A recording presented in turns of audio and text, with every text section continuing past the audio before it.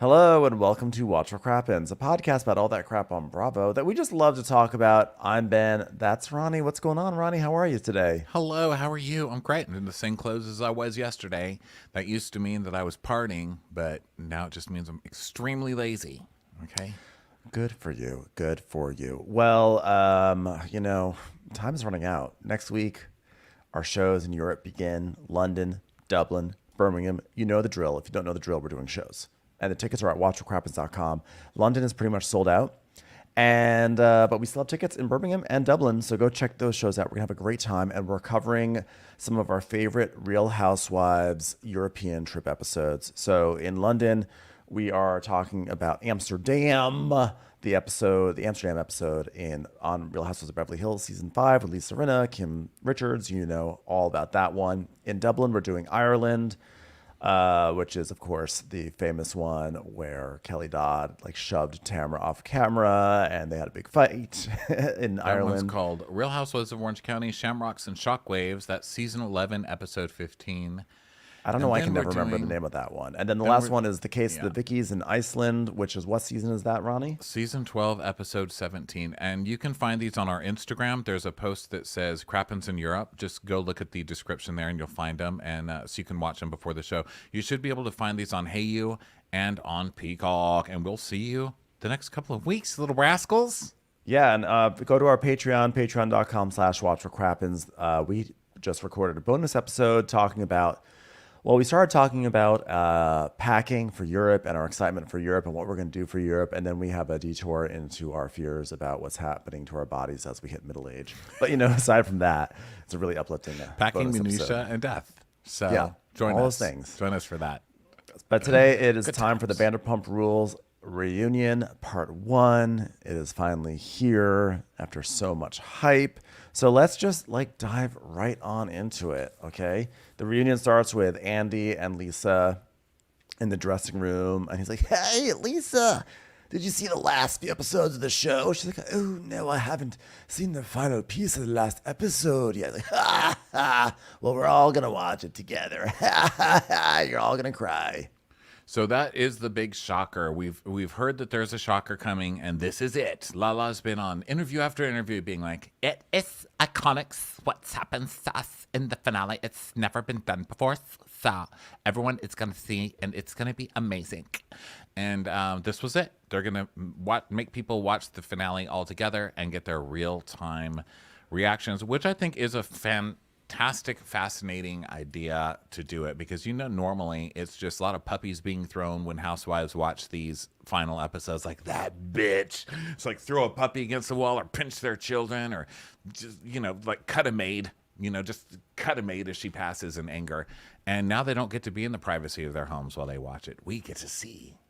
Yeah, but the one thing is that I'm confused about is we're all going to see them react to Ariana walking out of a party, which they all saw happen in real time, but now they get to see it edited. What are they going to do? I'm like, what are they going to react to? Well, she doesn't know all the shit they were talking. She doesn't know that Lala Right. went off on her Dorinda medley. Oh, yeah, Bitch, that's when right. you're Ariana talking doesn't know about that. Tinsley, I'm so sick of that bitch. When did she become Beyonce? She didn't see any of that. So basically, it's let's all gather around and watch how we made Ariana cry at the end. Okay, everybody. Yeah, precisely. By the way, a follow-up to something that we were talking about last week.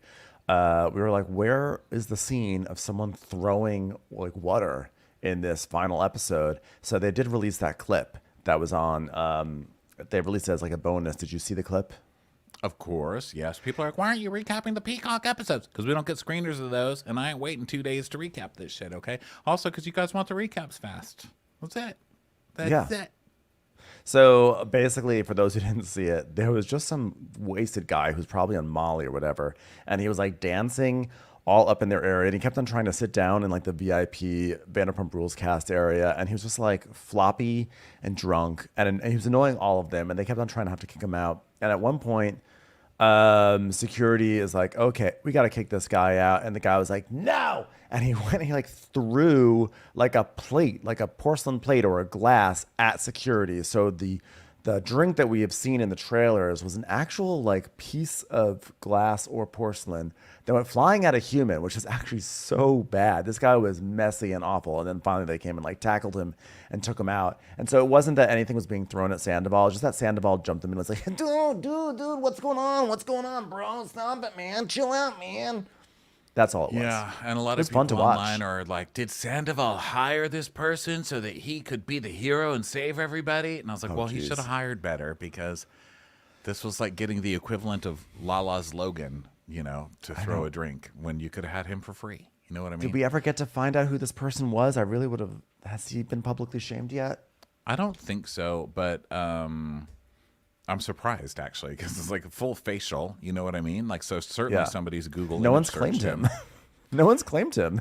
Yeah, that was pretty weird. So I don't know. That was fine. That was interesting, I guess. But we've seen it fun. so much. I just like the conspiracy theories are always the most fun, right? Like, Tom did this to look better. Like Tom Cruise. Remember when Tom Cruise was just like always saving children in car fires? It's like, oh my God, there was a child in a car fire and Tom Cruise rushed in out of nowhere and saved them. Or like, someone was about to get eaten by a dinosaur, a real life dinosaur that came back after it was a bit of his DNA was found in amber, and Tom Cruise was there to help him. And, that started getting a little obvious, Tom. Okay. The other Tom. Yeah. But, this one, I don't know. I think Tom Sandoval's too lazy to orchestrate something like that. He couldn't even have an affair properly. You know what I mean? Like, yeah, I don't think that's the way he does it.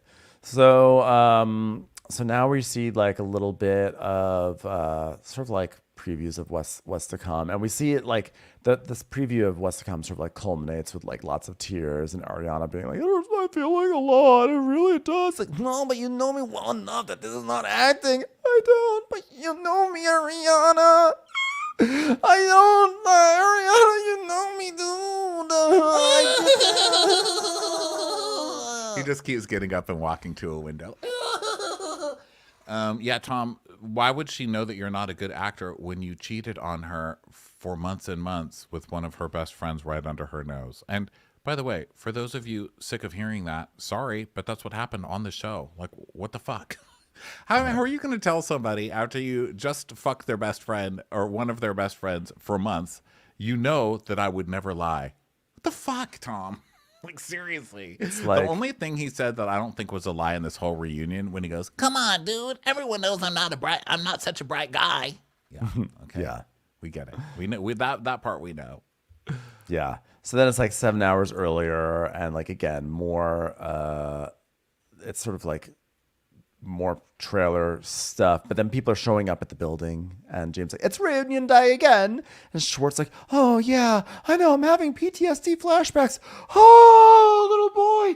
By the way, Tom Schwartz, I have to say thank you for keeping my Grandma Sally's colorist in business. I was concerned that shade of color in your hair was going to go the way of the dodo once dear Grandma Sally left this plane back in 2009, but he is keeping Grandma Sally's hair color alive. So thank you, Tom Schwartz. Thank you for reminding me of my grandma. Yeah, Short's not. I don't know what was going on with that that dye job. What was happening with that dye job? Am I right? Was I the only one who noticed that? I'm like talking as if I'm talking to like 45 people right now. Like, He what's is the still deal with the dye attracting job? 20-year-olds or whatever, 23-year-olds, which, wow. Yeah. I mean, not that takes much in LA. Like, honestly, I don't know what you think you're getting, but you're like, oh, it's an old pasty person in his 40s and he's still living in LA. Must be rich. I've always said that about myself. Like, I actually thought aging would be terrible in LA, but as I got fatter and balder, people just assumed I was richer and more powerful by the day. And I became like a beauty queen. I was like, wow, I have never been approached by so many hot people. They're like, oh my God, it's Harvey Weinstein. Give me a job. So yeah, I was listening to, I don't know, I fell down some rabbit hole about Nick Viall for some reason. It was Trisha Paytas on some podcast talking about Nick Viall dating a 20-year-old, basically. I guess he started dating some 20-year-old. Now he's married. It's like 4 years later. She's 24. They have a baby, whatever. And she was talking about how gross it is when guys date these young girls. And I think that came from a thread reading about Tom Schwartz dating this young girl. Now Tom Sandoval is dating this young girl. And I was thinking, well, there are people who are so mature at that age. And someone in the comments said, no, because Tom Schwartz was in an interview with this girl on Nick Viall. And she just got up and left the room. And they're like, where'd she go? And she just jumped into the pool. And they're like, yeah, so it's not maturity. Yeah. Could you imagine? Just in the middle of a show. You going somewhere, honey? I don't know. Just like walks out and you just see her, naked in the pool 2 seconds out the window. Oh, LA, I've missed you. It's fun times. So everyone's getting ready for this reunion. Sandoval's like, yeah, I didn't get a lot of sleep last night. I never do before these things. Oh, I'm not a good actor.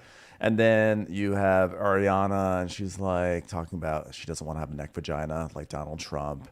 And then Lisa's with Schwartz, and she's like, and he's like, oh man, you can cut the tension with a knife. It's so scary in there. Hold me, Lisa Vanderpump. Oh, I'm a little boy. I'm just a little boy. So then Andy's talking to Sandoval. He's like, how do you feel about seeing Ariana today? Have you seen her boobs? They're looking pretty good. Anything new done to your face? Any boob action? And he's like, I don't know. I'm nervous, bro. I'm just a good person. I hope nobody tries to attack me today like normal. And then we go to the girls' dressing room, and Lala's giving Ariana a pep talk. And then she goes, we're going to get out there, and then we're going to... boom, boom, boom, punch, punch. Now, I don't know that I would consider that a pep talk. It seems like a threat. And it's also a reunion with Lala, who has no fucking shame and no loyalty to anybody ever. So she's like, okay, it's been good talking. Can't wait to rip you to shreds. Yeah, once we get out it's there. been fun. It's been fun having good relations this season. I'm going to set us up for next season if you don't mind. So it's been great. Anyway. It's been good having good relations to your face. Yeah, good turn while on I've you been now. slamming you behind your back all season. So I can't wait to do more of that. So let's get into the reunion, okay? Because there's so many clips going back and forth. So start of the reunion. So Andy is like, hey, everyone, welcome to Vanderpump Rules Season 11. I'm Andy Cohen, and here with a group of people in desperate need of a mediator. And since Ann wasn't available, you see Ann pop up. Actually, I'm right here, Andy. Who says I'm right not here. available? Oh, my God. I've been hiding under this sofa for a week now. I'm so glad you guys finally started shooting. You know what? I'm available, but I don't want to be a nuisance. I'm just going to be here under your chair, Andy. I actually coming am. out. I'm High wearing a fives. green Low shirt. fives. Green shirt with like a little bit of a picture frame on the sides. That way I can just blend in with the wall. So I'll just be right here. And if you need me, just throw a cup at the wall and I'll wake up and I'll be like, yes, whatever you need. So hi everybody, hi Lisa, I'm good, Andy. Does it feel different reuniting this year? She goes, oh, last year was pretty scary at this moment.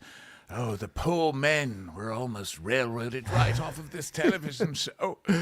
Every night I wish I had a time machine so I could rewind to last year in a better glitter shawl and stroke the men's hair and say, Mama loves you, my little broken bird. Yes, it was so scary last year, being at the forefront of pop culture and the only thing that anyone seemed to care about in the entire world. Oh, what a scary time to be so much more popular than Kyle Richards. So then we see flashbacks to last year. Everyone's like, shut the fuck up, Sandoval. Shut the fuck up. You shut the fuck up. Shut the fuck up. You don't get to talk. This is not your moment. You shut the fuck up. It cannot be understated. I mean, that entire reunion was like, Tom, what do you feel about the affair with Raquel? He'd be like, well, and they were like, boo, shut up, you whack job, you fucking labradoodle piece of shit. Did you just call me a labradoodle? Shut the fuck up. Wuss. All right, hey, Schwartz. I see a lot of new plants around here. Were any of these plants from you? He's like, oh, yeah. Well, it hurt at first, and everyone said that, but I think it's growing in well. No, not hair implants. I mean house plants. Are these from you? Oh, yeah, those are from mine, too. Yeah. I like them. I like plants. That's my personality this season. Plants. Yeah, I had a say in that. You had a say in it. Okay. It's just like all the restaurants I'm involved in. People around me did work, and I went, whoa, that's nuts. I hope I'm tall enough to ride this ride. I'm such a little boy. Sandoval, how are you feeling tonight? He's like, a lot better than last year, I'll tell you that much. Sold out, albums, new hair, new face. Oh, very good, Katie. You look beautiful. She's like, thank you. Who are you wearing? I'm wearing by. It's a collab with. Thanks. All right. Hey, by the way, as of today, do we have an open sandwich shop? And she's like, as of today, when we're airing, yeah. And by yeah, I mean, no. I don't think, has it opened? Have we heard anything that it's open? No, it's not. No, open. I googled that shit immediately, of course, because it's not even to make anybody feel bad or to pressure anybody. Like, what do I care?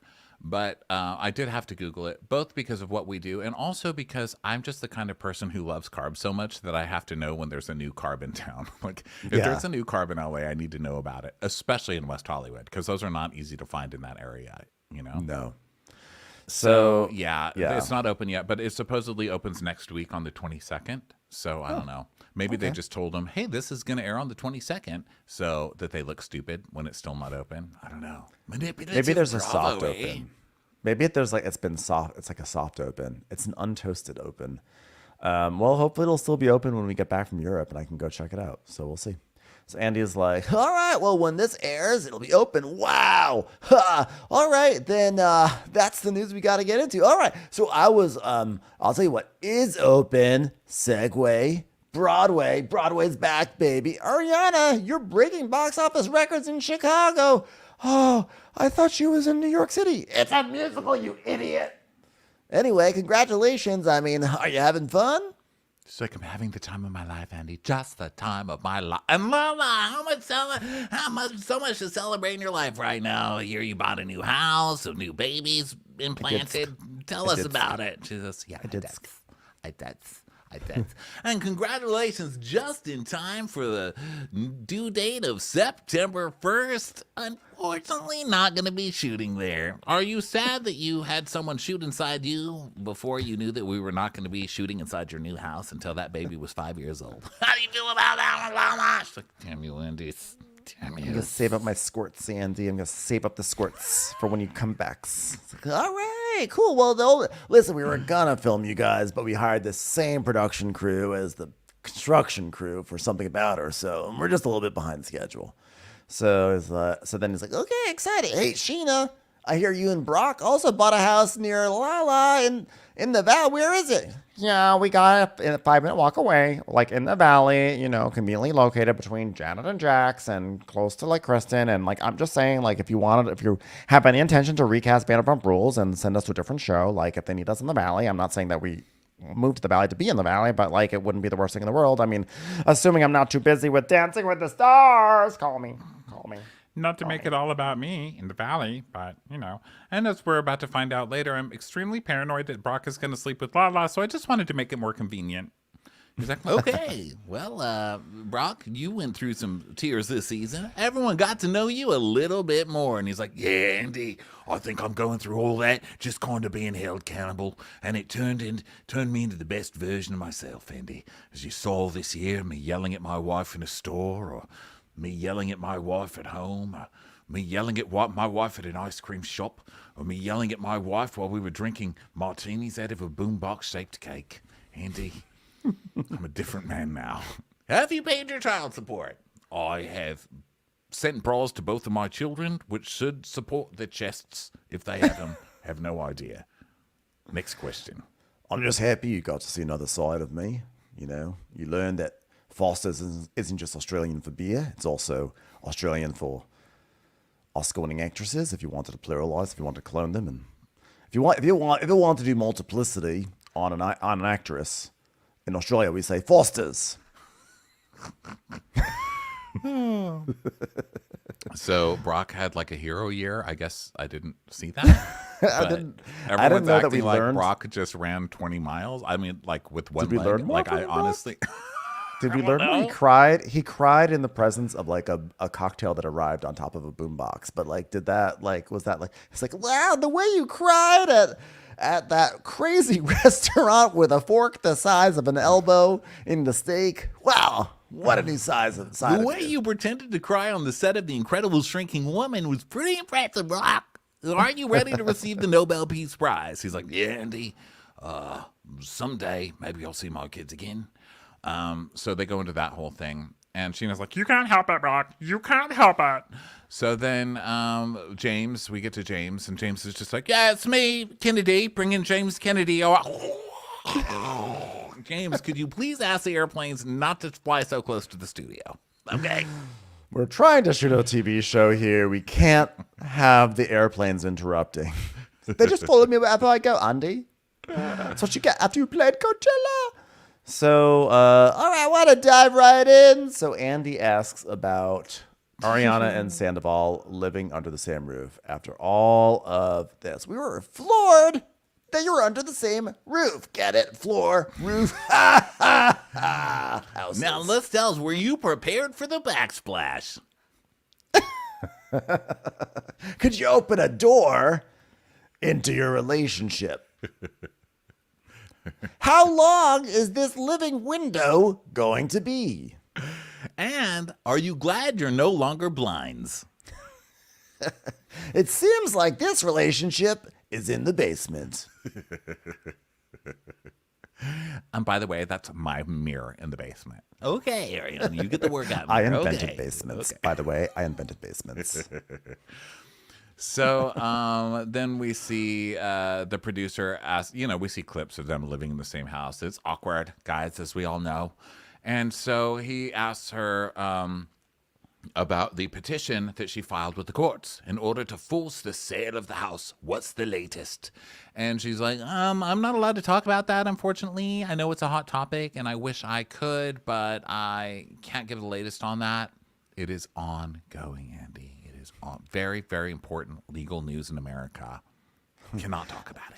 All right, Sandoval, you're pretty dumb, so maybe you'll spill the beans by accident. He's like, no, sorry, man. You have to talk to my lawyer, Jojo Siwa, about that. All right, okay. Literally carries me on her back into the courtroom. She sees me. Best lawyer in America. So they're not both living there now? And she's like, no, I'm not. I'm on Broadway. So did you not hear that question? I'm no longer there. I live in an Airbnb at New York City. I am gainfully employed. It's like, oh, okay. You see a wacky segment of Sheena covering up the Lego art At with moving Sheena's blanket. urging. Yeah. At Sheena's urging. She's like, wait a second. We never saw that amazing scene of what we did to the Lego art. Yeah, you guys cut some really important stuff this season. So It was just like the gays covering the Lego art with the blanket. I'm like, wow, thanks. Thanks for stopping the whole show for us to see this. Yeah. So then he asks about Schwartz getting down on one knee to ask Tom to be roommates or to agree to be roommates or whatever. We see that, and everyone's covering their face because it's awkward and gross, and also Schwartz's hair is awkward and gross, and also they're both dating toddlers right now, which is super awkward. It's a lot. Every time they cut to the Toms, everyone's just like, oh, God. I mean, we are all Katie every time there's a shot of a Tom. It's just like. So Andy's like, so are you going to move into the house? I mean, it was like a little sticky, He's like, a little? Yeah, or it was a lot sticky. But part of me was like, what if I never get to propose again? And I just wanted to remember what it feels like. And Kitty's like, this fucking guy, why did I ever marry this guy? I can't believe I put so much of my life on hold for this imbecile. I just wanted one more chance to propose to somebody, and then now it's going to feel like we're being married again, I can't wait to ignore Tom and then emotionally abuse him, cheat on him occasionally, disappear whenever he needs me. I really missed it, Andy. I really, really missed it. I really go back and forth. I mean, because it's like a beautiful home and I miss having a backyard. And I don't know, I just have some reservations about living there, just given the history and because I can't afford it. So she's like, oh, why would you want to live together? You're both grown-ups, for goodness sake. You do that when you're 20 or on the Golden Girls. But it's an investment property. We want investment property, Lisa. She goes, investment? Oh, God. And Sandoval's like, my dad's in his 60s, and he has roommates. And she's like, oh, well. not common, but I feel like I'm not getting paid enough to also attack your cheesy father, so. I know.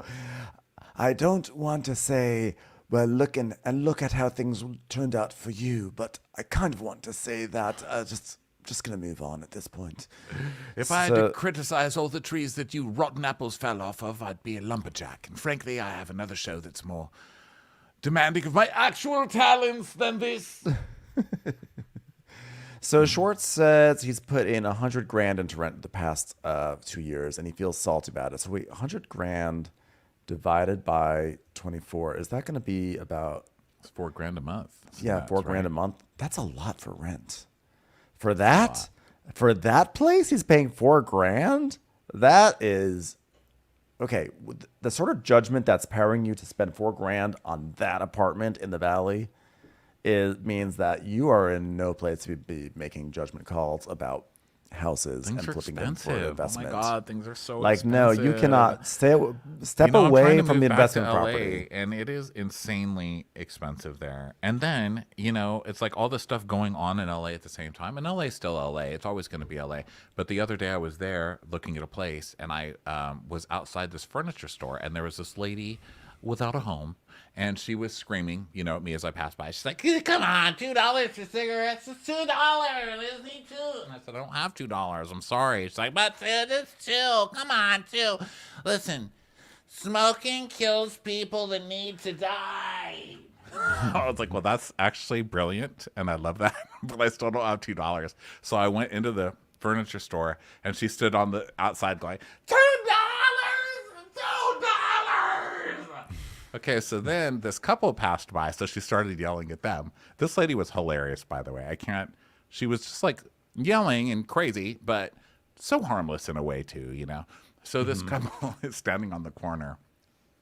This is kind of by where the Vespa shop is in the valley, if that sets it for anybody, okay? So there's all these pretty Vespas. So this couple decides to start taking romantic videos of each other. So this lady is like screaming at them. It's like, $2, come on. Well, she starts blah, blah, blahing about random crazy things. So he puts his camera on the ground right in front of this lady and then starts taking a video of them. Like, how you can set the timer, and then he's like twirling the girlfriend. And I was like, that's your background. This lady's screaming $2 at you as your background. And I was like, God, I can't wait to be back here. I miss this place. I had a terrifying experience. I had a terrifying experience in LA yesterday. It really rattled me. I went into a bodega to get a candy bar, and there was just like an old. I assumed he was Russian. He sounded like he had a Russian accent. It's old Russian. He's like, there to check out. And like when I got my candy bar and I went up, I got in line behind him. He's like, "Oh, you can go ahead with me." And I'm like, "Okay." And then I like go up to pay, and there's no one behind the counter.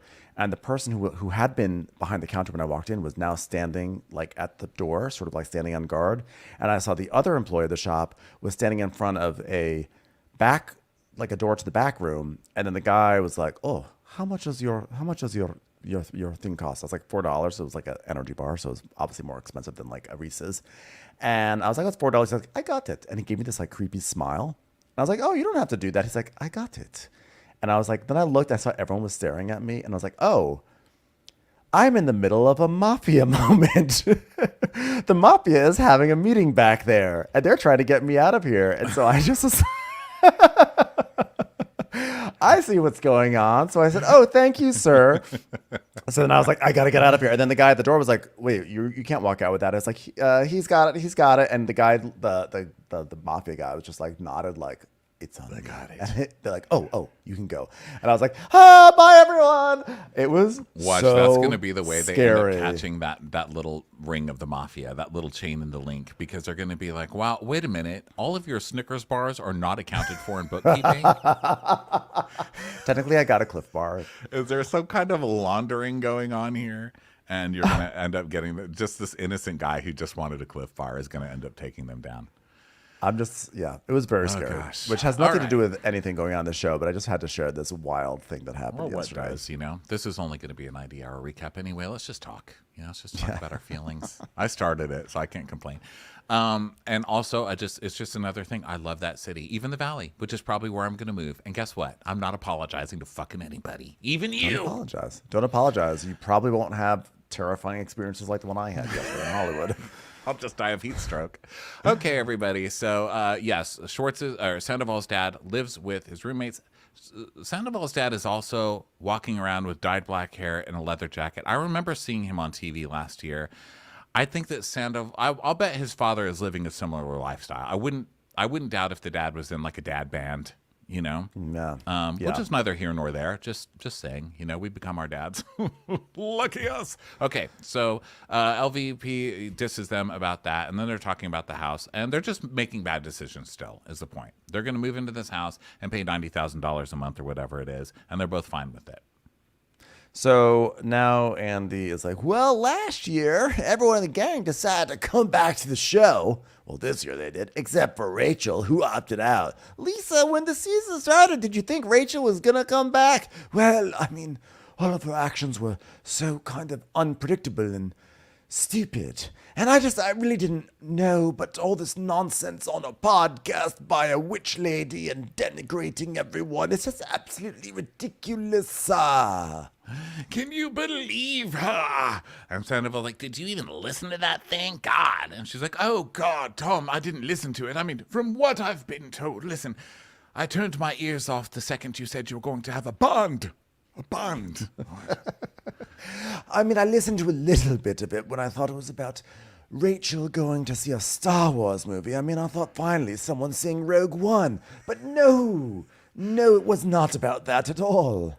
When I thought it was about Rachel learning to make a decent tomato sauce, I listened, but... It's ragu, Lisa. Exactly. When I thought it was about Rachel doing something about her hair receding, I thought finally diving into the Rogaine world. But no, it was not about that at all.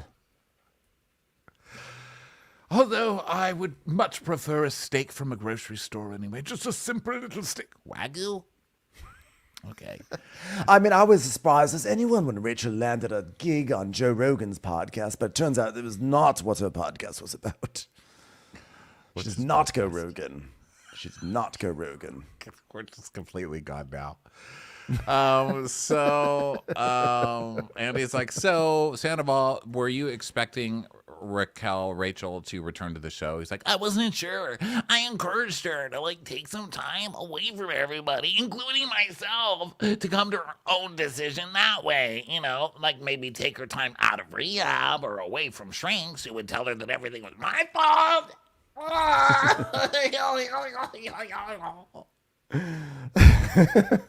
All right, well, he's having a real big cry over there. Okay, well, looking back at the last reunion, do any of you have any regrets about your conversations with her?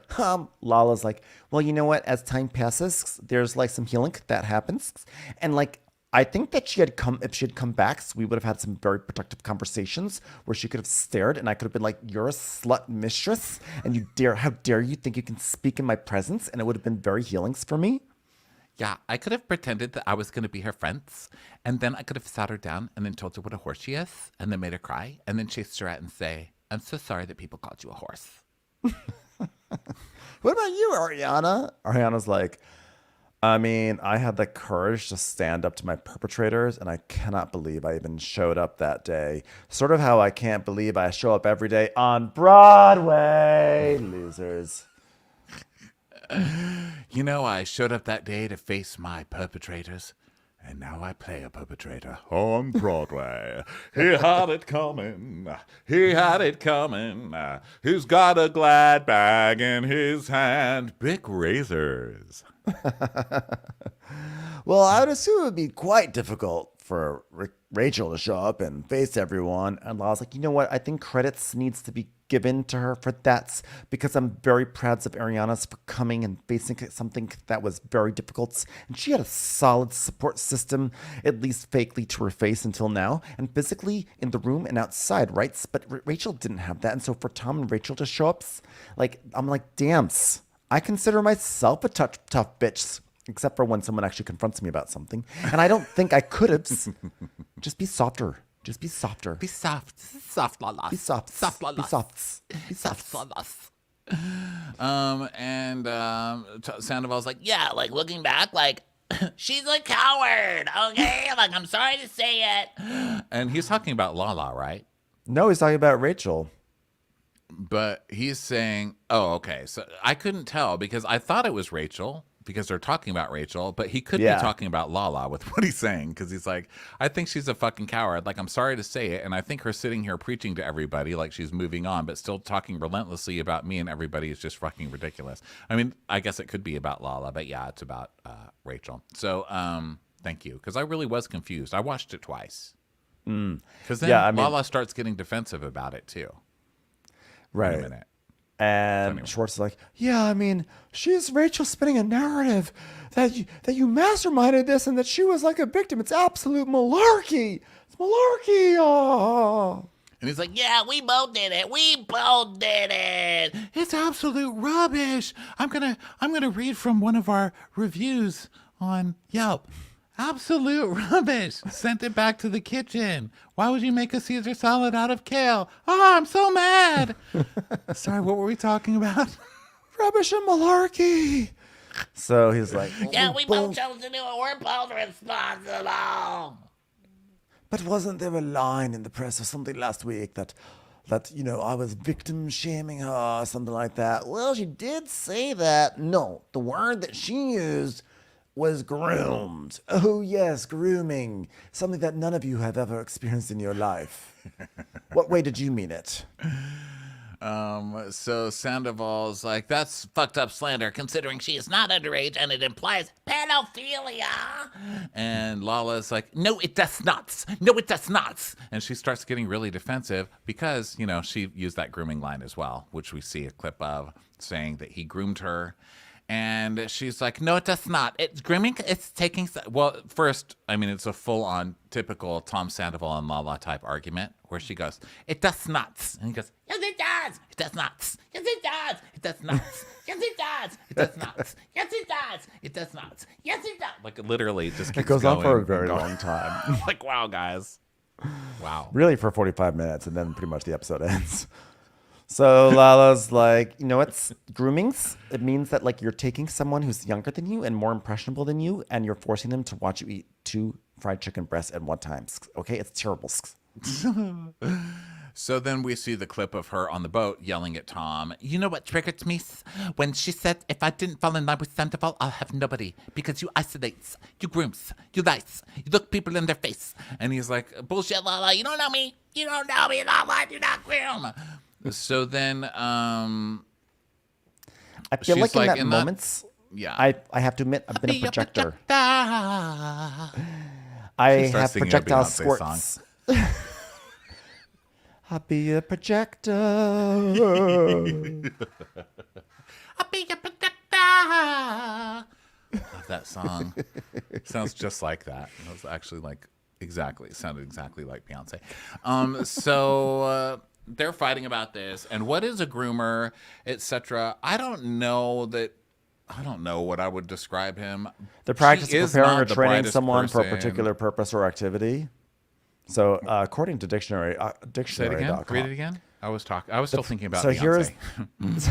I'll be a projector. So it says the practice of preparing or training someone for a particular purpose or activity. And the example is Alan was expected to need a lot of grooming before he was ready to take over. Oh, Alan. Wow. I mean, you want to talk about someone who needs some grooming, Alan. Wow. God.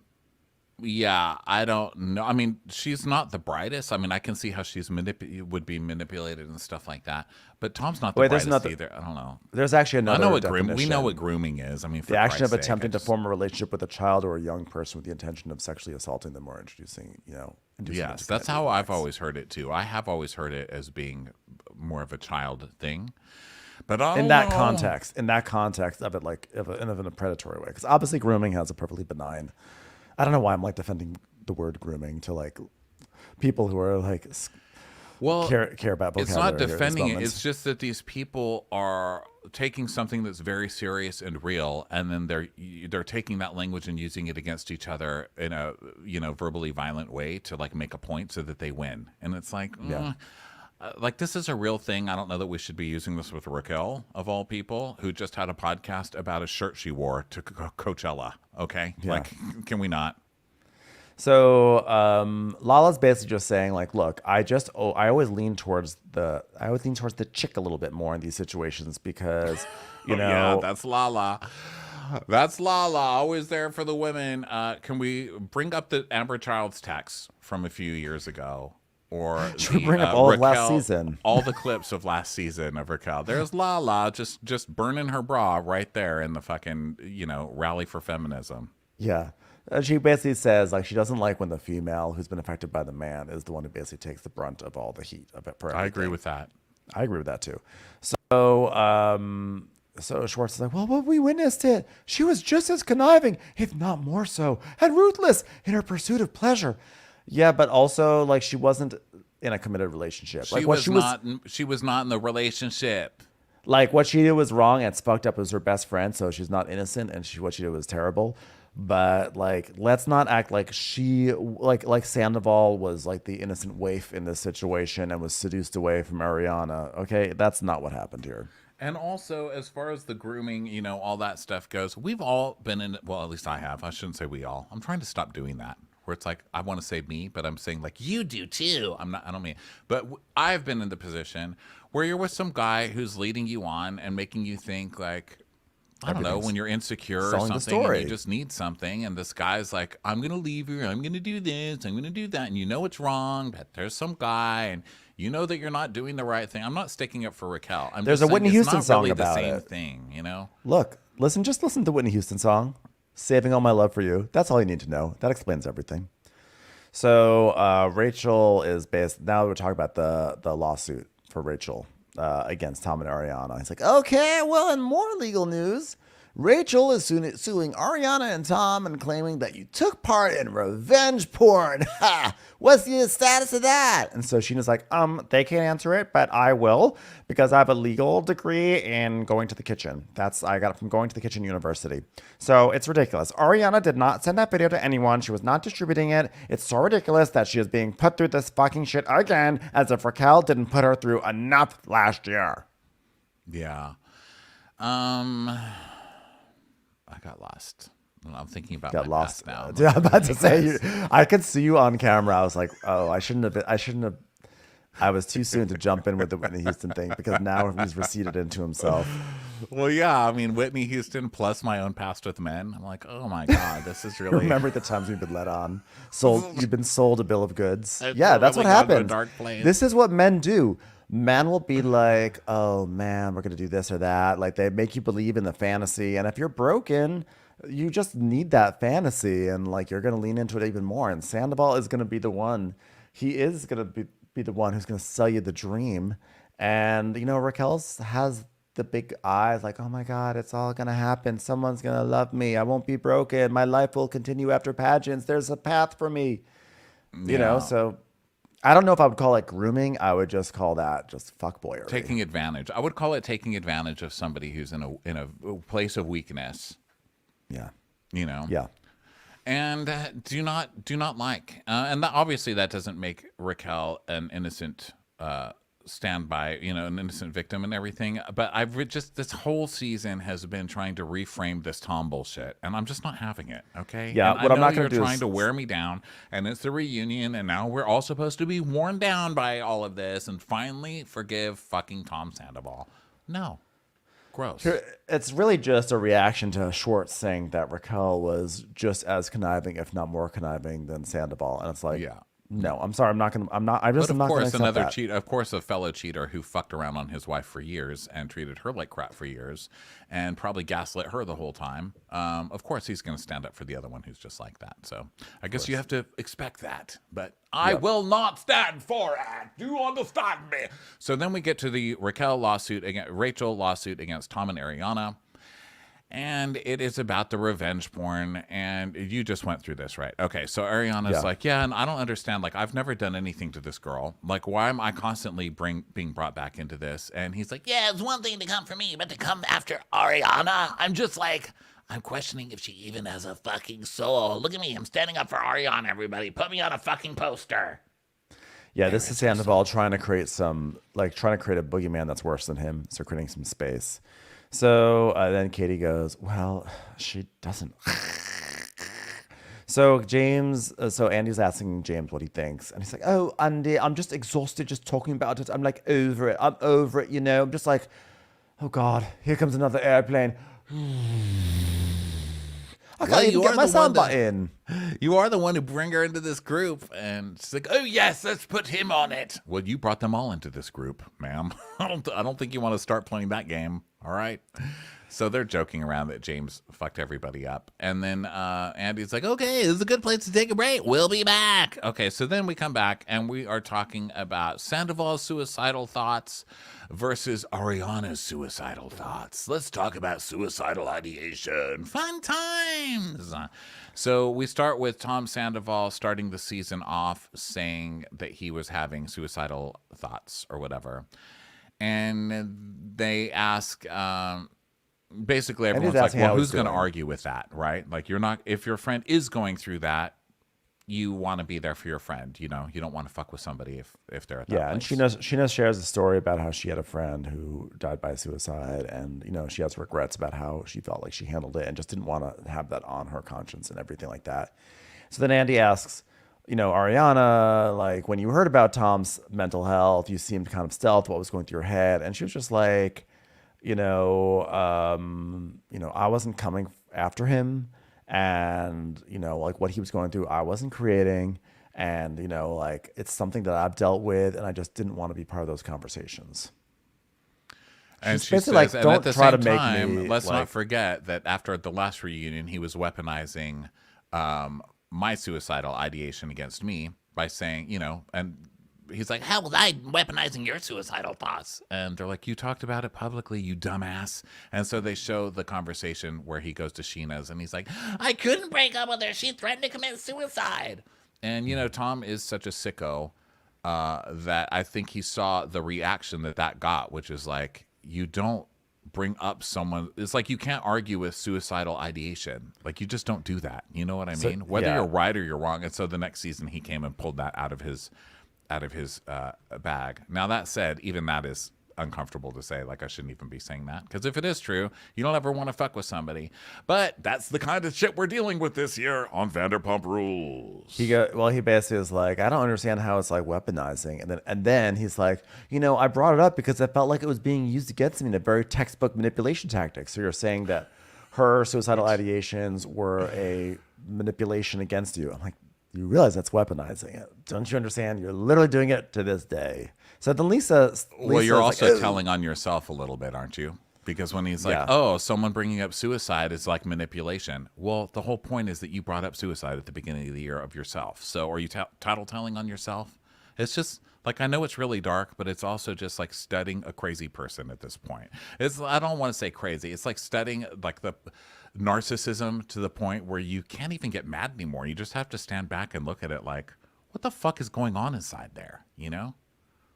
Yeah, so basically Lisa is like, the difference is that like you brought up your thing on your own volition, but like it wasn't your place to bring up what Ariana's gone through. And, and Lala says the same thing, basically like, she confided in you and you put it on camera. And Sandoval's and she's like, do you now you know how it feels? He goes, yeah, but it's because I brought it up because I didn't believe it. That's why.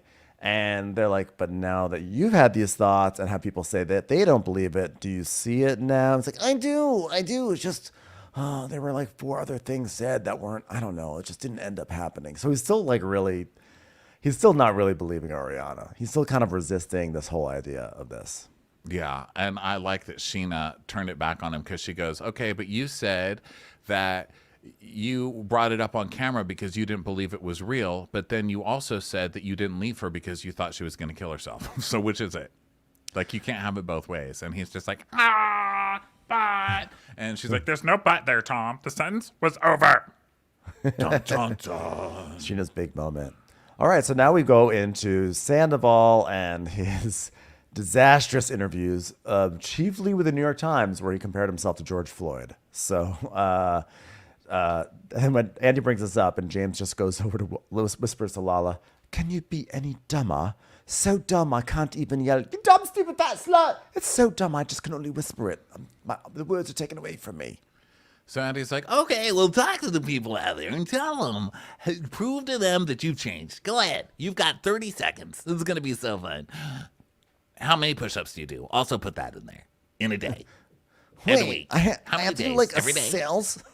Wait, I have to do like a sales pitch on myself, Andy, without even like a photo shoot to go with it. Like, no, man. Isn't that what this whole season has been? Oh my God! Look at Tom. He just brought a sound person in just for me, and I didn't even ask him to. That's the kind of person he is. Let me please. We've been sitting through it all season. Get up there and fucking tap dance already. Yeah. So Andy's like, well, what do you think of the response? And he's like, and so James is like, come on, don't make it worse now by what you say. Think about it for a second. Think about it for a second, Sandoval. So he's like, come on. Okay, listen, you've made a lot of inroads with this group, and it's fair to say you've got an incredible amount of backlash to the statements you made, so you don't have to defend yourself. But like, I'm not defending, okay? I'm not defending. It's like, okay, well, tell me what you think. All right, do you need a juice box? What's going on? He's like, I'm just saying it was like a huge thing, you know? Like it was just absurd because like this scandal, it's like it just got so big, you know? And then I was trying to think of other news to compare it to, and those were the first ones that I came up with, you know? Two huge moments in Black history. Okay, can I help you out here a little bit? First thing that came to my mind. What do you want from me? Can I help, Sarah? Did you feel like you were saying these are like real things that happened that were newsworthy, and this was capturing attention, and that was nuts? Is that what you're trying to say? Can I help you out just a little bit, Sears? And he's like, yes, because my shit's not even newsworthy. Just kidding. Holding for pictures. Okay, I'm seeing the scandal sandwiched in between the fucking war in Ukraine and like, you know, like other shit. Which I can't really remember right now. But I'm just like, wow, this is fucking stupid, but also amazing because like I was literally everywhere. Wow, more people watched me than Roots. So I can get behind that. Like there was real news happening. Not that I knew what any of it was, because all I really care about is news that happens on 2 blocks of Santa Monica Boulevards. And Santa was like, yeah, and we were like overtaking it, man. And so Lala's like, These dummies. It's like they're trying to explain it. We know. We get it. The point is that you're so fucking insensitive that you wouldn't even know that that's incorrect. the point is actually there was real news, which is why we needed Scandaball, because honestly, the headlines destroy us. So we need to put all of our energy into Scandaball. That's why you were there. Yeah. So, so he goes, yeah. I mean, nobody even fucking read the article. And Brock goes, I'm not paying for that. I'm not paying for a subscription to the New York Times. I mean, who does that? I'm not doing that. I'm going to read the headline right there because it's free. That's what everybody read. And he goes, did you read the article? He's like, no. And he goes, exactly. Nobody did. And Lala's like, yeah, I only saw, like, sorry, I didn't mean to interrupt you. And they're just all talking about how they didn't read it. And then Andy's like, I did. The only newspaper I subscribe to is the Kangaroo Times. To be fair, every article is just hop, hop, hop, hop, hop, hop, hop, hop, hop, hop, hop, hop, hop. But I love it. So LVP's like, oh my God, it was just a ridiculous comparison, you idiot. And he goes, yeah, that was a bad article. You should fire your PR team. He's like, but I didn't mean it that way. There's a concept called intent versus impact. So it doesn't matter how you intend it, how you meant it. The problem is the impact that it made. So this is why you just need to fucking think before you speak, dude. That's why the best thing to say at all times is because it's what you intend and it's how it impacts people. So then we move on to Lala's pregnancy and her dating life. And, you know, she's having a little girl. She's so excited. They chose the donor at the party, blah, blah, blah. My eyes are starting to, like, get heavy at this point because, like, I don't care. And then, you know, she's just like, she's giving Ocean everything, but it's really hard for her to see the other kids because they go to their dads and they get to go to their moms together. They come back to their dads and she wants one that she can just keep all the time, you know? Yeah, not to give the other one a complex as being the lesser one that's not fully hers. Super weird that she's still doing that, because surely somebody at some point has been like, your daughter's going to hear this one day and it's going to make her feel othered, or like, Yeah, not you're like the you're real kid, one. right? You're the kid who's like sort of like the runt who gets passed around, as opposed to the precious one that's all mommies. And she's like, and by the way, I'm much hotter to guy snouts because they're all trying to get up in these titties. Like, yeah, yay. So then Sheena and Brock's segment, and we talk about Summer Moon, and then that moves over into Sheena's OCD thing, her postpartum OCD thing, and she's like, Oh my God, it's like so hard having that, because like you start worrying about such things. Like, is she going to be okay? And like, what's going to happen if I leave the house? Like, what's going to happen if there's enchiladas in the oven, but I forget that there's enchiladas in the oven and Auntie isn't there to take them out? And then Summer tries to take them, but she doesn't know how to use oven mitts yet. Ah, her hands are going to hurt. How's she going to high five anybody ever? She's never going to be able to congratulate her friends. What's gonna happen if Dancing with the Stars calls home, and then like the only one who can answer the phone is Summer Moon, and then I miss the call? Her hands are burnt from enchiladas, and no one can answer the phone. Andy just goes, got it. All right. So then we get a flashback to the anniversary dinner where they're talking about their relationship and about basically Brock's parenting, and like this is his second chance to be a parent, and that Tom's affair made her think that Brock could have sex with Lala. If Tom could do that with Raquel, then Brock could do that with Lala. And she's like, yeah, sometimes I do live in the comment section, and there were a lot of comments like, you don't even know how to spell apples. And then I respelled it, and then the song was released. So thank you, comment section. What were we talking about? APLS. The original version, APLS. APLES. APLS. So How you like that? It was supposed to be a song about the Alps, but I kind of like got a little dyslexia. Anyway. So Lala's like, look, you know what? Yes, what I can do is promise her that would never happen with me and Brock's. Because, like, of course I look at him a certain way, and he stepped up to the plate. And when, like, there were no men around to give me help me sort of navigate, it's like we are a throuple, right? So I'm never, ever going to sleep with Brock because he's like a member of my throuple. He's like, it's almost like we're having a menage a trois. It's like we're almost like, it's like Sheena's sitting in a chair and she's watching me and Brock do it, because we're that close, So don't worry, it's never going to happen. Yeah, I don't know why she's so paranoid about it, but like, it's so nice sitting with them as a family of three, like, sharing a nice spit roasts. It's really nice, Andy's. Hey, Brock. I don't know that I would feel much more confident after that Lala answer. She's like, yeah. It's like we're in a throuple. Yeah. She's like, of course I love Brock. He's the man in my life. But I don't have to blow him. I was like, okay. Sheena's you just see Sheena inside and like, I'm fine. I'm fine.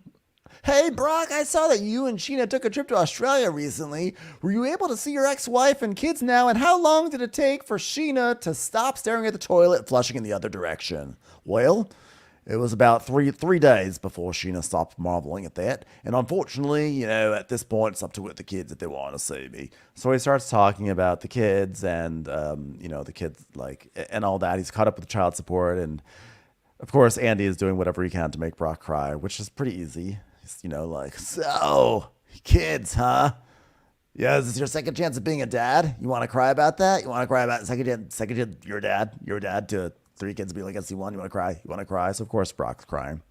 And then everyone's being like, you're a good dad. And Katie's like, I will say, it was really incredible watching him with Summer, and it makes me definitely eat my own words. So, to that, I say, reverse.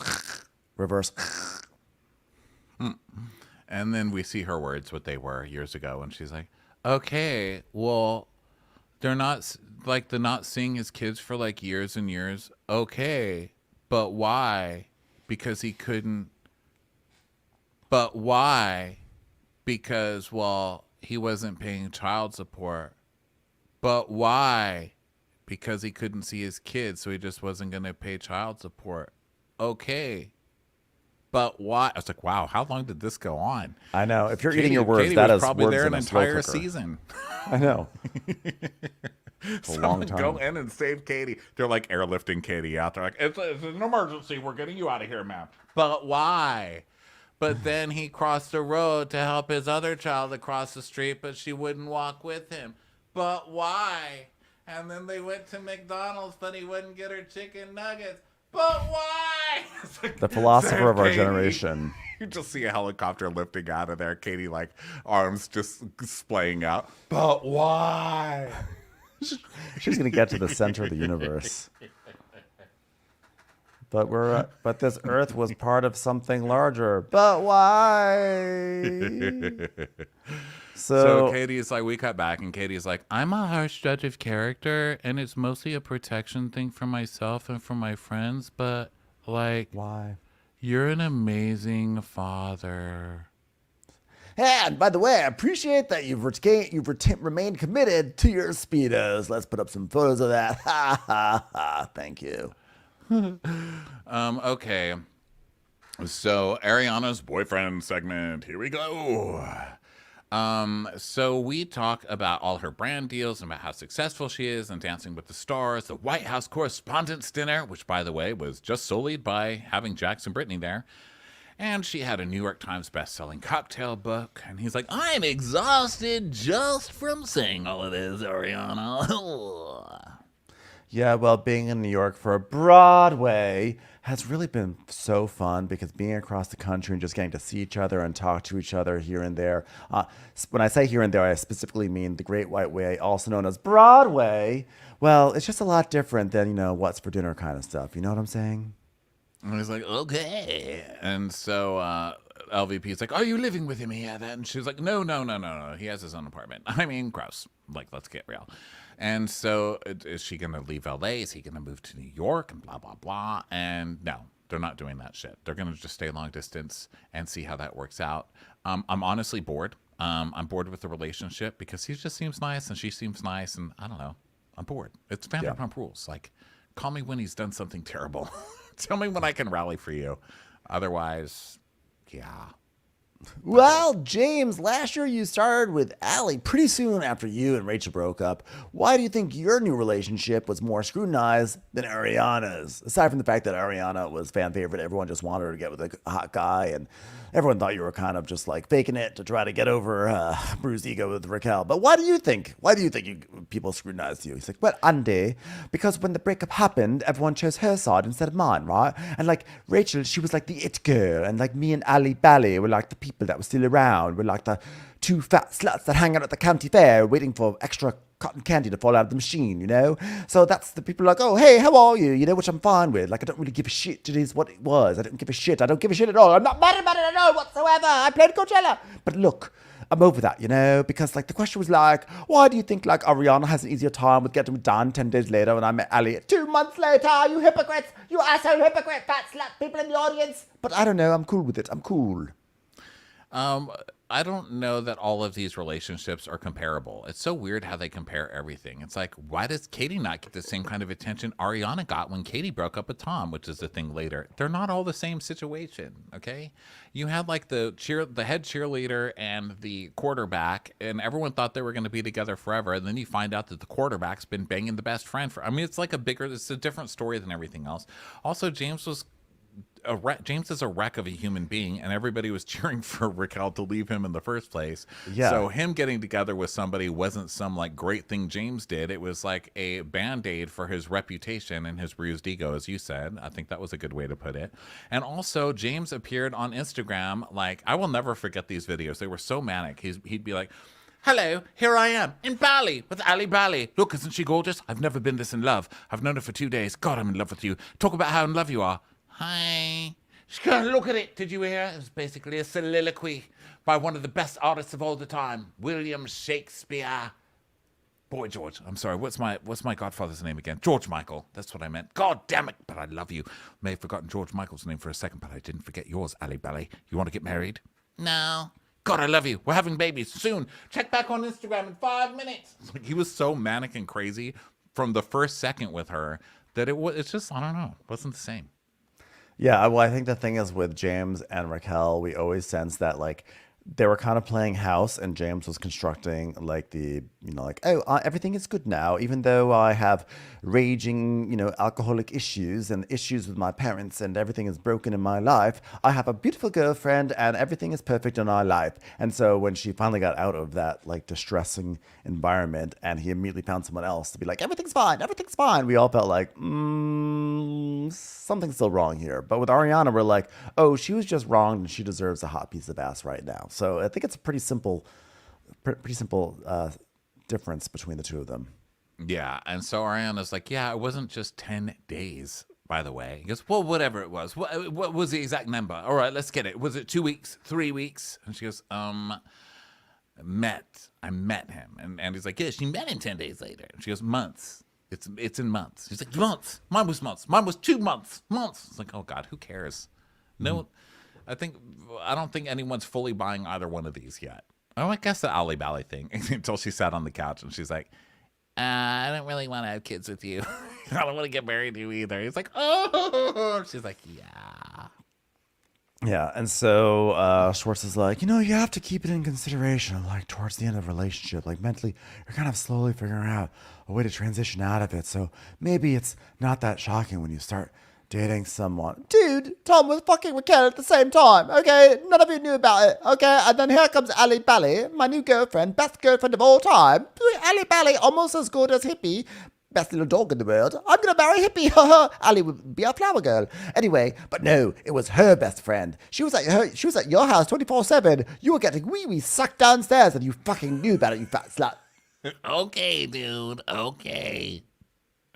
But this is the facts, guys. All right, that's why the clear line was drawn. All right, he goes, that's not the facts. That is not the facts. Which, I mean, it was.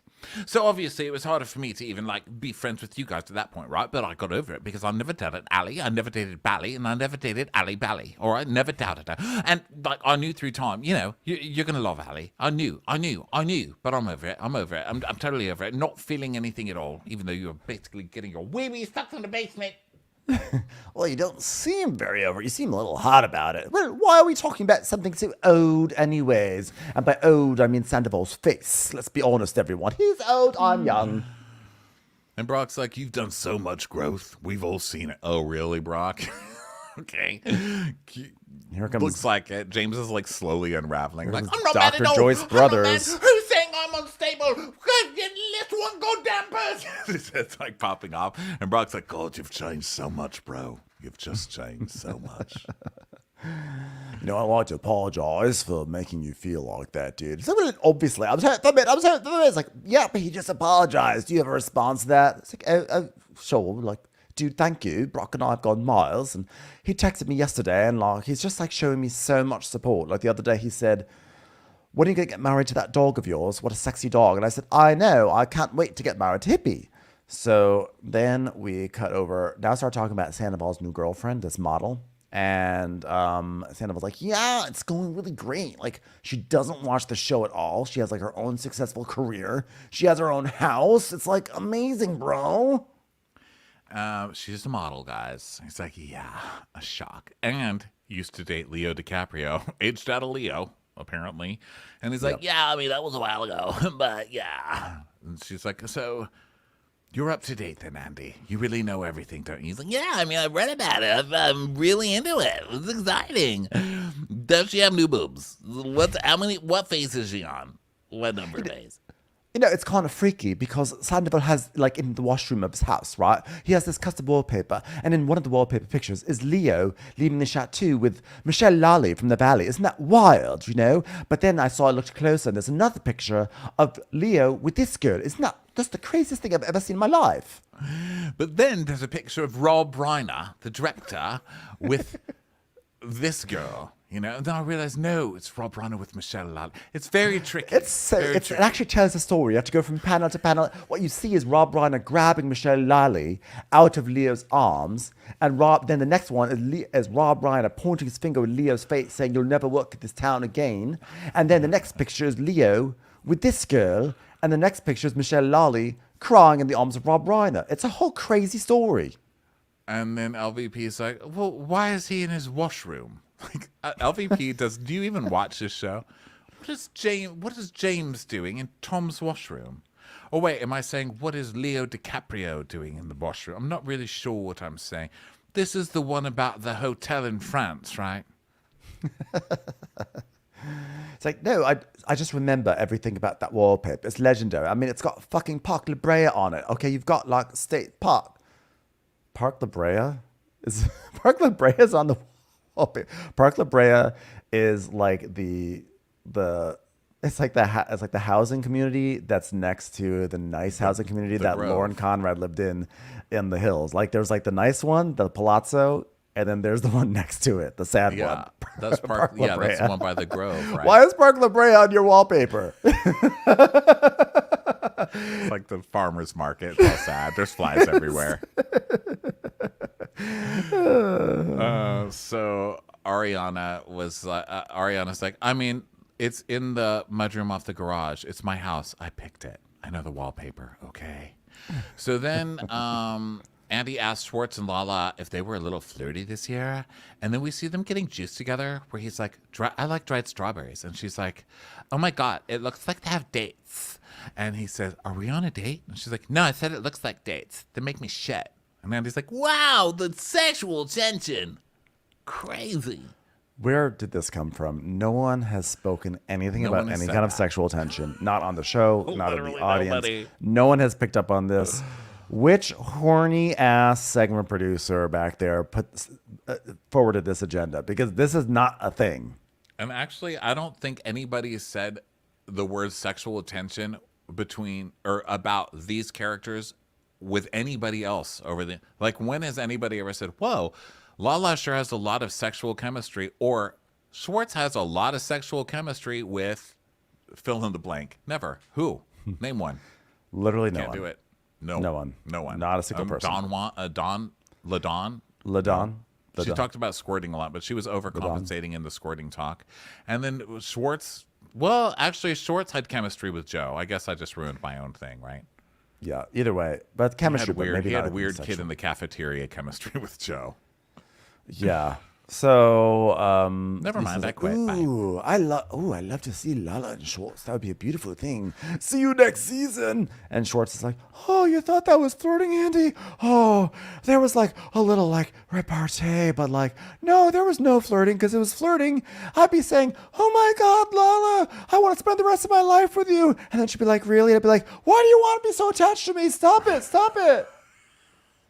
I'd be like, hey, Lala, you need somewhere to stay? You should stay at my house. Get out of my house, stalker. Get out of my house. So Katie's like, well, there seemed to be flirtation, mostly on your part, Tom. First of all, I would never do that because Katie's my homie, as you will see by the end of this episode. And like, I would eat this man alive. Like, I think that's probably the concern. I like that Lala was just like, it's just because I'm so mean to everybody all the time that when I'm nice to them, you guys think I want to fuck them. That's why I can't be nice to anybody. Yeah. All right, so then we go to commercial break, and let's see. So Andy's like, wait a minute. I didn't say everybody get up. I said it was commercial break. Where's everybody going? It's not a commercial break. And she's like, I gotta pee, sorry. Yeah, everyone's peeing. So now we're back to break. And, so now Lisa, talking about Lisa closing Pump. So, yeah, after a decade of parties, pumpties, and panic attacks from Schwartz, hold on, Lisa decided to close Pump for good. Do you feel like you made the right decision, Lisa? She's like, well, for a restaurant to be in existence for 10 years is a success. I mean, we single-handedly brought back teeny tiny little frozen shrimp on salads. That was us. But we just felt it was time to call it. We couldn't make a profit there with the rent increase. So he's like, so you moved parts of that restaurant over to Tom Tom. Why didn't you consult the guys about that before you did it? And she's like, oh, God, we were in the middle of such a shit show with the backlash from Tom Tom. We were actually talking about changing the name of the whole place to Peter Peter or Jax Jax.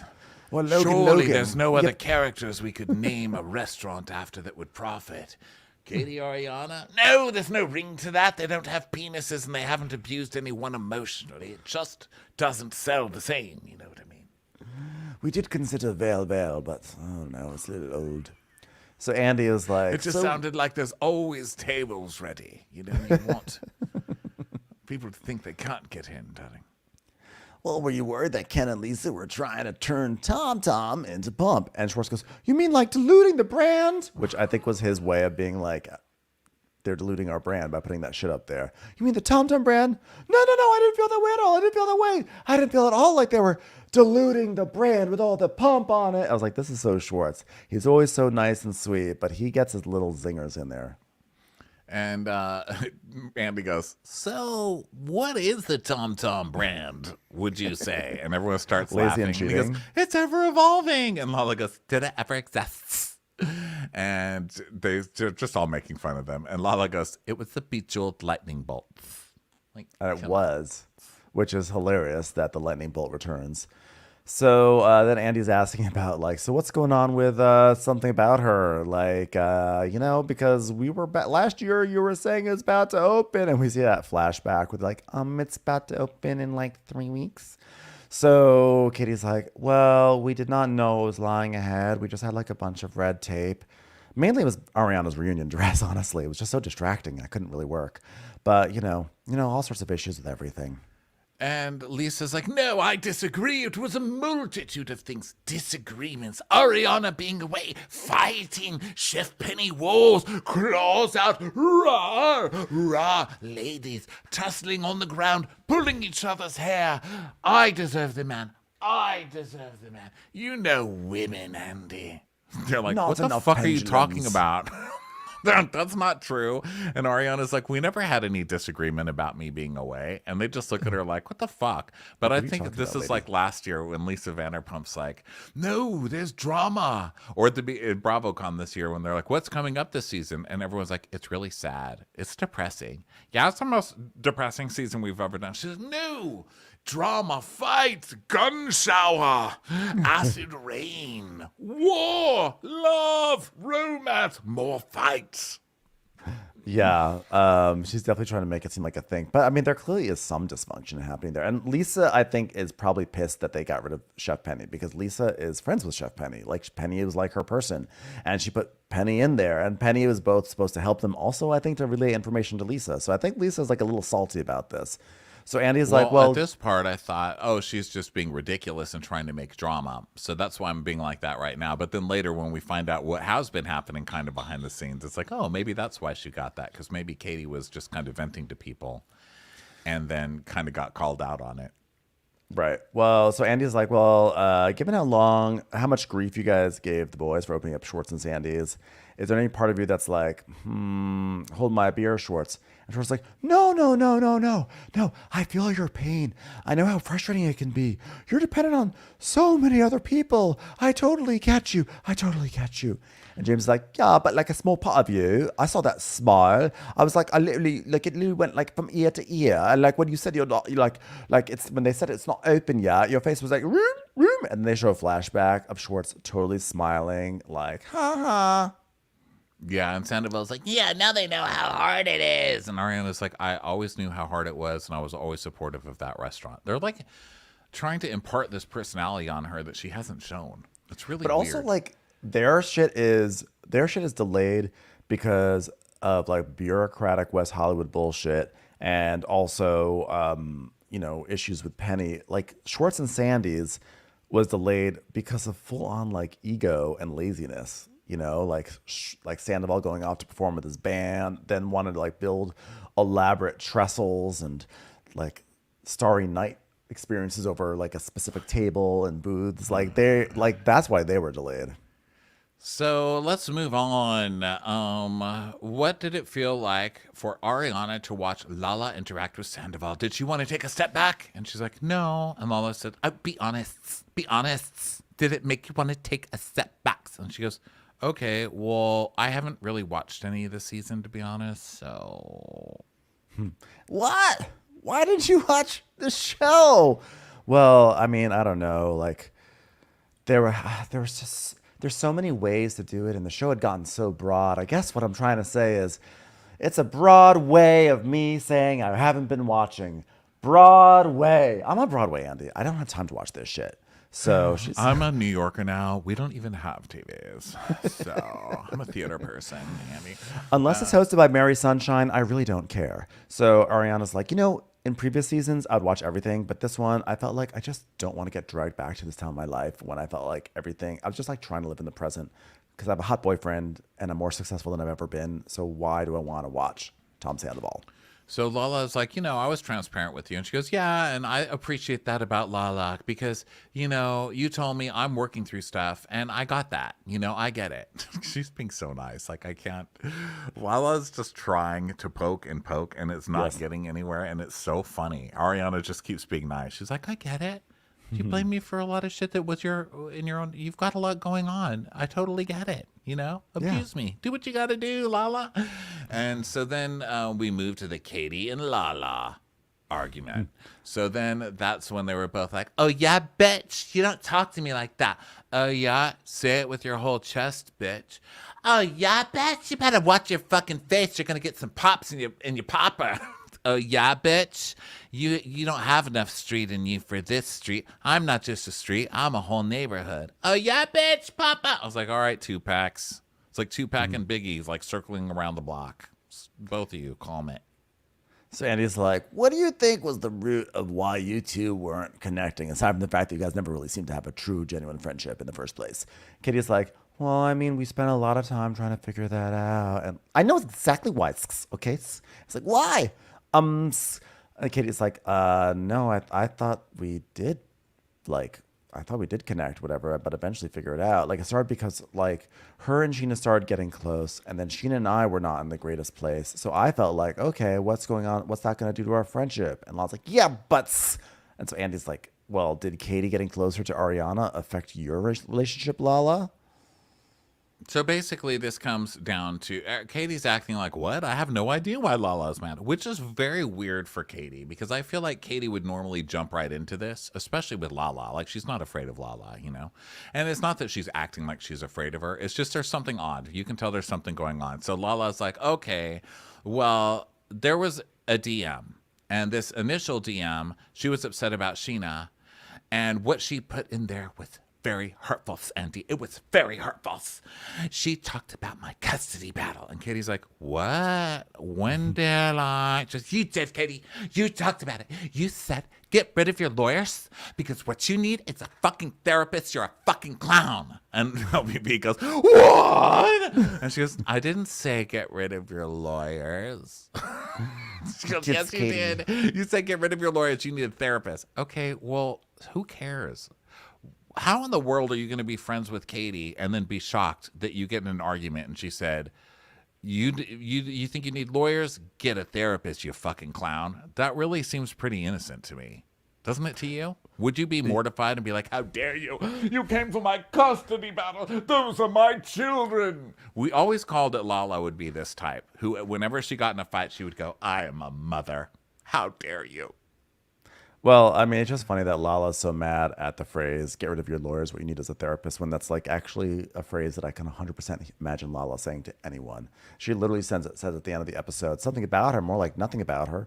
So, I know that Lala wants people to be softs with her right now, but come on, get a grip. And Katie, though, meanwhile, it's hilarious because she's like, I never said any of this. And now she goes, well, I don't think I said get rid of them. She's like, what I said was, you need a therapist in addition to your lawyers. That's basically what she's implying. Okay, I guess I did say that, but I said retain your legal counsel because you will need them. Yeah, but they got still. in an argument. She told her get a therapist, and now Lala's saying she's coming for my custody. She did not. Give me a break. And Katie goes, yeah, but everyone needs a therapist, so it was totally innocent. And she goes, yeah, well, I think everybody needs a therapist, but here's why I felt we were on rocky ground. So let's talk about what we saw on camera. Girls' night. And we see the girls' night fight, finger gunning each other. And then we come back and Lala's like, I wasn't trying to make it about me. I was trying to make you see that. I see you, Katie. I see you. Katie, I see you. I see you. And I want you to know. And then you jump down my throat, and I'm like, what the fucks is this? You call me a clowns. And Katie's like, yeah, the way I was seeing you, it was like, if you can see the situation as being similar, which I didn't always see it being that way, then see yourself in her shoes. You're in this place that you're like looking back with all the miles behind you. So you don't you think that like it'll be good for me to do it? It's like, hold on. She's like 5 months into it. And I was just like, stop telling people how they should be handling the situation. That's my job on this show, okay? Like, but why? So Lala's like, I was giving her the heads up. Like, he's probably going to go kick it with Sandoval. They could be BFFs. Like, the motherfucker was playing pickleball. I had to get over that shit, you know? And, like, I was like, I would have paid a lot of money to have someone say, I've been where you are. This is how you deal with it. This is what could have been beneficial throughout the fucking winters. I don't care. Yeah, so Lala's just reframing everything. She takes everything and then she reframes it in a different way to make herself this innocent person the whole time. That's not what you were saying at this thing. She's saying, I was just saying, you know, you're going to have to deal with it better than I did. And Katie's like, that's not what you were saying. And she goes, am I going insane? Am I going insane? And Sheena's like, no, I'm here to help you because we are neighbors now and we're in a throuble. I think to add on to like some of the issues you guys had, you know, you said before some of the conversations, you know, I don't want to talk about what they were, but before the conversation, remember those before conversations? Like, it would be nice if people rallied around both of us when they rallied around Ariana. So Katie's like, okay, but who wouldn't want people to rally? Who wouldn't want the audience to rally around them when they got divorced? You know, and I've talked to Ariana about that, and I told her, of course, I would have loved people to rally around me like they rallied around you. So what? Yeah. And she goes, yeah, but like she felt like you were her enemy. And Lala's like, yeah, I felt abandoned. I felt so abandoned by you. Wow. Katie's like, well, but I like what? Abandoned because I didn't want to like jump on the Tom train. Hold up. I didn't jump on the Tom trains either, okay? I jumped on my train. I jumped on the Lala train, Lala Express, the Lala Acela going directly from DC to New York City, no stops express, okay? That's the Lala train that I'm on, okay? Okay, dining cars optional, costs an extra fee. Upgrade to business class. It's a little quiet car, no talking on my trains, okay? That's the trains that I'm on right now, okay? But you were on the Tom train, and you were coming in and lecturing Ariana on how she needs to forgive Tom and how all this anger and blah blah blah. So stop trying to reframe it like I'm just trying to save you from pickleball disasters, because that's not what you did. And Katie's actually handling this really well. She's just like, okay, like she's copping to it, but she's like, yeah, I did talk shit and say I was a little jealous that she was getting all this positive attention and I didn't, you know, so what? But I was still very supportive of our friend. And Lala goes, Katie's, I do not like what you're doing right now. What is she doing? She's like, I didn't talk about that. You know what? You did talk about it that way. And we both had conversations about this, and it was beyond the support she was getting. It was basically that she abandoned you in the sandwich shop, and she wasn't caught up on her rent for the sandwich shop. She's like, what? He goes, yeah, I do know what I'm talking about. It's just, but we were paying rent. I don't know what you're talking about. And Sheena's like, did you confide in Lala or complain and bitch about the way you were feeling about Ariana? Yes, okay. So she bitched about Ariana going to Broadway because they were supposed to be opening the sandwich shop. This is what comes out right now. So she bitched to Lala saying, now we're supposed to open this restaurant. It's already a clusterfuck, and now she's going to Broadway and I didn't know about it? Like, what the fuck? Do we not have the right to talk shit to our friends anymore? How is nobody calling Lala up on bringing up private conversations and then trying to weaponize them against me? I'm trying to call you as my friend. You can't do that. That's not cool to bring up. Yeah. Well, that's what Katie does right now. Katie's basically like, well, yeah, there was that one time I wish I would have gotten a little bit of a heads up because I didn't find out about the Broadway thing till after, which, by the way, that is terrible. Like, you're in business with someone. Like, could you imagine if Ronnie, I was like, oh, Ronnie, I forgot to tell you, I'm not doing crap-ins for the next 3 months because I'm going to go be in Chicago. Like, that's not good. So then, but she was like, yeah. So she's pissed off. She tells Lala, and then Lala, and she's basically like, I thought I could tell you this. I was venting to you. And Lala's like, no, you and I are truth tellers. We say shit how it is. So why when the camera goes up, I'm selling the enemy and you're talking the same shit? Lala's basically like, you're talking shit about Ariana, but you won't do it on camera. And she's like, well, I didn't want to bring it to Ariana. I didn't want, like, she already has so much going on in her life. I didn't want to bring it to her right now. I'm like, aren't I allowed to have that? How Sheena worded it is weird too, because now that I'm looking at the words here in black and white, hey, why are you talking about my autobiography? Tom, enough with that. But now that I'm seeing it here in black and white, Sheena says, you called Lala to bitch about the way you were feeling about Ariana when she left to go do Broadway and didn't give you a heads up. So Ariana actually left. Because that shit's funny. I mean, if you're like, oh my God, our restaurant's going to be opening soon, and then you just see, Good Morning America, and Ariana's just like, he had it coming, or whatever. Yeah, that's it's the old razzle dazzle. And But, it also brings more, I guess it could make you question Sheena's stuff earlier when she's like, About why didn't Dancing you with tell me Stars. about Dancing with the Stars, right? Because I guess Ariana's just doing all this stuff and just not really in contact with anybody. Which, Well, it makes of you course, wonder leads us about, all like- to the question, who are really friends on this show? and how legitimate is this business, right? Exactly. So Katie's basically like, so what Lala's saying is, you can call me up and you can talk all this shit about Ariana, but you're not doing it on camera because you're afraid to go against the fan favorite on camera. That's basically what Lala is saying. And Katie's like, no, I didn't want to go to her with the drama because I didn't want to guilt her. And so I went to my other friend to vent about it. But if you're not someone I can confide in with that sort of shit, I'll go to someone else. And I don't want to take it to her. It's sort of an interesting nexus of these two things. Because on the one hand, like, I feel like you should be always able to vent to your friends. If you've got something else, like sometimes you just need to burp something out. But then at the same time, Lala kind of has a point, which is like, well, if there's something on your mind, like we're on a show, you're supposed to put it all the way out there. I don't think so. I mean, I think that if you're feeling a certain way, you have the right to still talk to your friends and present it to the friend that you have a problem with in a different way. I mean, I vent to you all the time. I don't actually approach people the way I vent to you about them. I'm sharing all my feelings and how frustrated with you because Yeah. I trust you. So if you took that and used it against me, especially on TV, when she's saying like, this isn't cool, like how am I supposed to deal with this? And Lala's presenting herself as someone you can trust and you're like real friends now. And then Lala, who is saying that Katie's standing up for Ariana all this time just because she doesn't want to go against a fan favorite. Well, Lala is purposely coming on this season trying to take down the fan favorite. So how is that And the other better? difference- And and the so other she's difference, like by the taking all way- of Katie's stuff and use it as using it to weaponize against this person. It's just not. She sucks. Well, the other thing is, by the way, to sort of like walk back what I was saying a little bit, is that what Lala is complaining about, all the stuff with Chicago happened after the season was over. So like it's be one thing if the show was shooting, if like it was happening and Katie was like bitching, like on the phone, and then during the day while they're shooting, being like all nice. But like the show, like the season's wrapped. So it's almost like Lala wanted Katie to go onto social media and talk shit about Ariana, which is like, that's just not how people operate unless you're just like craving attention in that way, which is what Lala does. Yeah.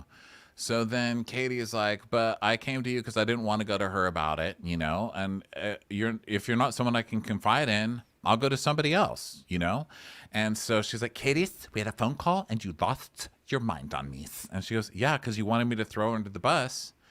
And I said no. And she's like, I wanted to film a show that we've been filming. You guys have been doing it 11 years. Lala, why are you acting like you are always filming everything? You are the biggest liar on this show. You've lied since you got on this show. I cannot believe like Lala gets away with all of this shit. And she owns it kind of years after it's happened. She can own it and be like, yeah, well, I hid my relationship with Rand.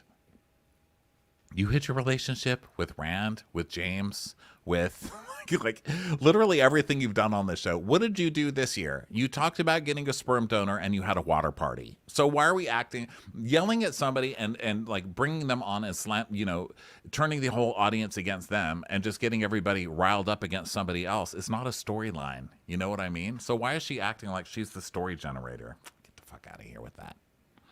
Yeah. So Andy is like, so you want her to be the same person on camera as you felt she was off camera? And Katie's like, I am the same person. And Lala's like, I want to play the same game that we've been playing for the past 8 years. And so Katie's like, Lala, I've been the same fucking person the entire time. She goes, that's untruth.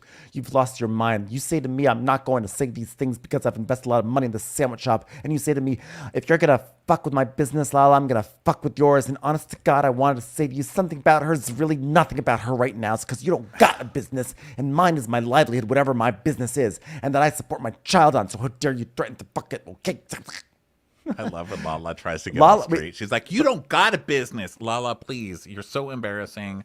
Lala- And this whole there's something about her is really nothing about her. Just stop. It's so embarrassed. I'm like so embarrassed for her. I don't hate her and I don't love her, but I want the best for her. I guess. I mean, we've been watching these people on this show for a long time. And I'm so embarrassed for her, you know? Lala, it's just funny that Lala is saying that like Katie is trying to like take down her business when what Lala is really trying to do is get Katie to have a public fight with her business partner, which would be catastrophic for the business. And then she's saying, "Oh yeah, well, she's gonna fuck with my business. Oh yeah, I support my child on my business." Okay, well, last night after the show, Lala starts promoting her "Send It to Daryl" shirts. I mean, come on, that's so sad. It's like a year ago, and it's not a joke. I mean, it was like funny for 2 weeks, and that's your business that's supporting your child. And it's not even about you. It's about Raquel. It's something else. It's other drama that you're inserting yourself into again that you've been profiting on ever since it happened. You're still going onto your podcast and profiting off of it all the fucking time. And now you're yelling at somebody like your business is better than theirs. Give me a fucking break. Your business is based off of their business. Yeah. Well, that was the end of part one. Lala. Well, Katie responded on Instagram. You want to hear what she said? Dun, course. dun, dun. I could tell you that, or I could tell you about the peacock, the white peacock that has escaped in my neighborhood that we're all searching for. Okay, I won't find read it? that.